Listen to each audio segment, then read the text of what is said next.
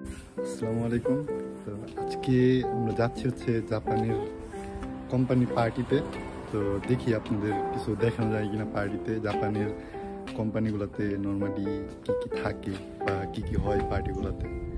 খাওয়া দাওয়া আছে, তো আর কিছু ইভেন্ট আছে কোম্পানির পক্ষ থেকে। তো দেখি আপনাদের দেখানো যায় কিনা, আমাদের সাথে থাকে। এখন আপনাদের দেখাই যাচ্ছি হচ্ছে জাপানের পার্টিগুলোতে নর্মালি কি থাকে, খাবার দাবার জিনিস। এগুলো সব কিছু খাওয়া আমাদের জন্য হালাল না। তো যেগুলো যেগুলো আমাদের জন্য হালাল না, এগুলো কোম্পানির সিনিয়র আমাদের একটু বলে দিচ্ছে যে এগুলো তোমাদের খাওয়া চলবে না। এটা হচ্ছে দামি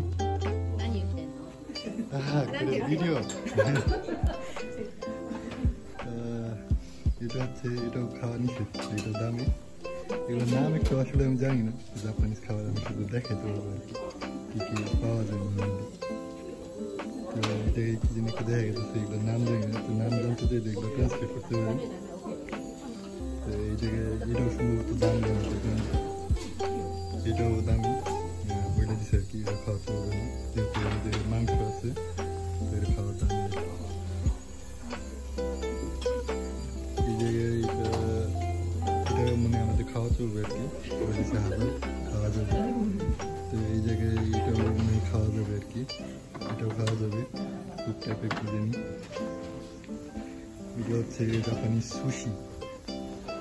তো এগুলো সব মাছ দিয়ে তৈরি, দেখি এগুলো সব মোটামুটি খাওয়া যাবে। এই জায়গায় আরো কিছু আইটেম আছে, এগুলো এখনো রাখে নাই, শুধু নামগুলো দেওয়া আছে। তো এগুলো মোটামুটি সবগুলোই খাওয়া যাবে। এই জায়গা থেকে এটা মনে হয় সম্ভবত আমাদের খাওয়া নিষেধ, তো এটা বলে দিচ্ছে এটা খাওয়া যাবে না। এই জায়গায় আছে কিছু ডেজার্ট টাইপের, আর এগুলো সব হচ্ছে ডেজার্ট। আসলে এগুলোর নামটা আমি জানি না আমি। এই জায়গায় স্ট্রবেরি টাইপের কি যেন একটা দেখা যাইতেছে, এগুলো সব ডেজার্ট টাইপের আর কি, জাপানিজ ডেজার্ট। তো আমি আসলে চিনি না এগুলো কি, তারপর মানে খাওয়া যাবে আর কি বলে দিছে। তো হালাল কিনা হারাম এগুলো আমাদের বইটা দিবে আবার পরে, যাতে আমরা খাওয়া দাওয়া করতে পারি। তো এই হচ্ছে টেবিল, জাপানিজ পার্টির টেবিলগুলা। এখনো পার্টি শুরু হয়নি, সবাই আসবে, পরে পার্টি শুরু হবে। তো এই জায়গায় টেবিল আছে প্রায় 5টা, কোম্পানির সবাই আসবে, মোটামুটি 40 জনের মতো। সবার জন্য সিট মোটামুটি আগে থেকে রিজার্ভ করা, কে কোন জায়গায় বসবে না বসবে। তো আমাদেরও সিট ফ্লাপ করা, আমাদের সিট পড়ছে কোম্পানির জিমিন সানের সাথে। তো দেখি আপনাদের দেখাবো আর কি।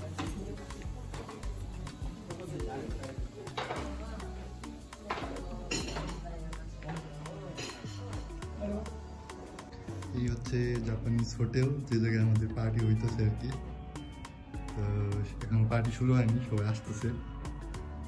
এই যে আমি রেডি হয়ে আসছি, ভিতরে প্রচণ্ড গরম কিন্তু বাইরে অনেক ঠান্ডা আর কি।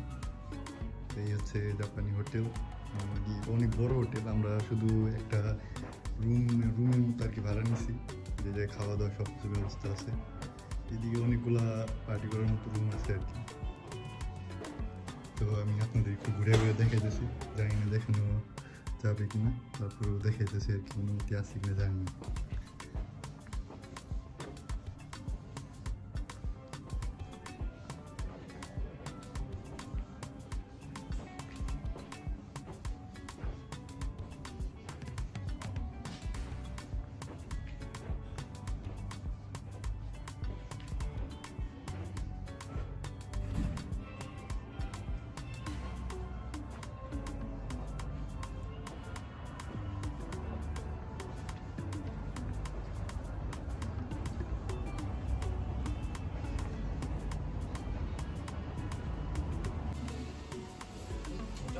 এই জায়গা হচ্ছে কোম্পানির পাঞ্জলরাইয়ের, তো লিস্টগুলো দেওয়া হয়েছে, লাকি ড্র হইতেছে আর কি। তো লাকি ড্রর মাধ্যমে কে কার সাথে পাঞ্জল উঠবে এটা দেখানো হইতেছে আর কি।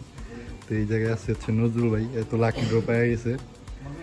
তো এই এক রাউন্ড মানে ডাইরেক্ট আর কি, এক রাউন্ড ডাইরেক্ট উঠবে, তো ওনার কপাল আর কি।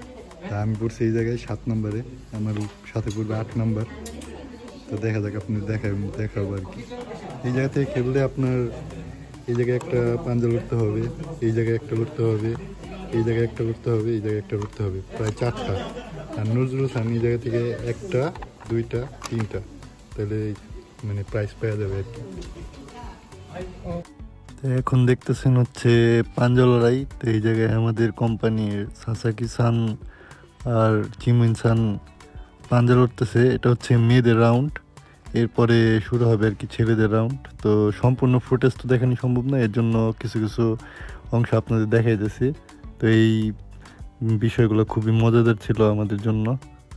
প্রথম এরকম ফেস করলাম আর কি। বাংলাদেশে থাকতে তো আমরা আসলে পাঞ্জা লড়াই এই টাইপের খেলাগুলো এত একটা খেলা হয় না।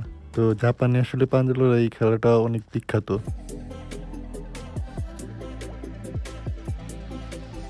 এইখানে দুঃখজনকভাবে সাসাকি সান জিমিন সানের কাছে হেরে যায়।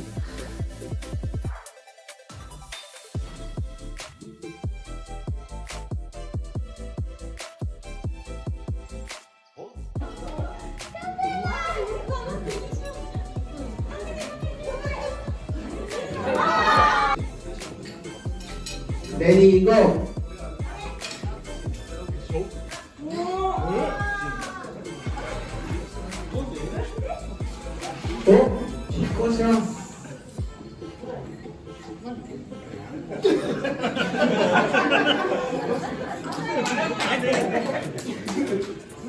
Ready, go!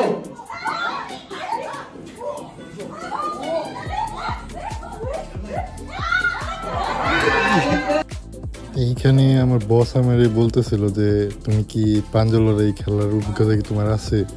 তা আমি আমার বসকে বললাম যে হ্যাঁ, আমি স্কুলে থাকতে এই খেলাটা অনেকবার খেলছি আমার বন্ধু বান্ধবের সাথে। তো পরে আমার সেনপাইরে জিজ্ঞেস করতেছিল যে উনি তো বাংলাদেশি, তুমি কোন দেশি? তো উনি পরে মজায় মজায় বললো যে আমি ইন্দোনেশিয়ান। তো একটু হাসাহাসি হইলো, এরপরে আমরা খেলা শুরু করলাম। কিন্তু আনফর্চুনেটলি আমার সেনপাই অনেক শক্তিশালী, আমি সেনপাইয়ের সাথে কোনোভাবেই পেরে উঠতে পারিনি। তো আমি আমার মতো সর্বোচ্চ চেষ্টা করছি।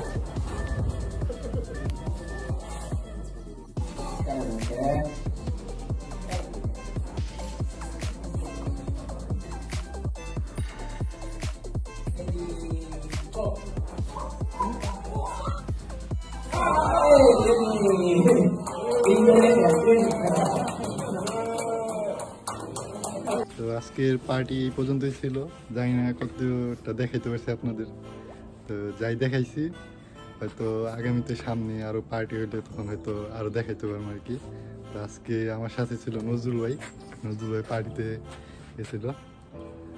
নজরুল ভাই, তো যাক, আপনাদের সাথে আবার দেখা হবে।